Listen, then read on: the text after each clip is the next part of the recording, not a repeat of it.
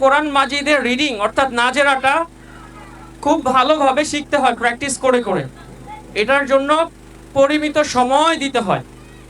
এমন নয় যে আজকে কোরআন নিয়েছে 2-4-6 মাসে পড়ে হেফজতে চলে যাবে। অনেকে বলে যে 3 বছরে 2 বছরে কোরআন মাজিদ নেওয়ার পরে হেফজ শেষ হয়ে যায়, তবে এটার বাস্তবতার ফলাফলটা নাই বললেই চলে। আর কিছু ভাইরাল দেখি না অনলাইনে যে 6 মাসে হাফেজ, 1 বছরে হাফেজ, এটা হয়তোবা হাজারে 2-1 জন হতে পারে। সেটা আমাদের জন্য কোনো দলিল বা আমাদের জন্য কোনো পরিকল্পনা মাফিক কোনো কার্যক্রম না।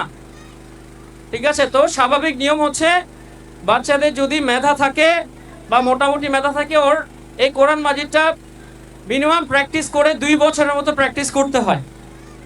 তারপরে হচ্ছে হিফজখানায় দেওয়ার কথা আসে। সেই ক্ষেত্রে আমাদের ওস্তাদজিরা আছেন, আমরা আছি, আমাদের সাথে পরামর্শ করবেন হিফজুল কোরআন কি, আসলে হিফজুল কোরআন কখন বাচ্চারা নিতে পারে।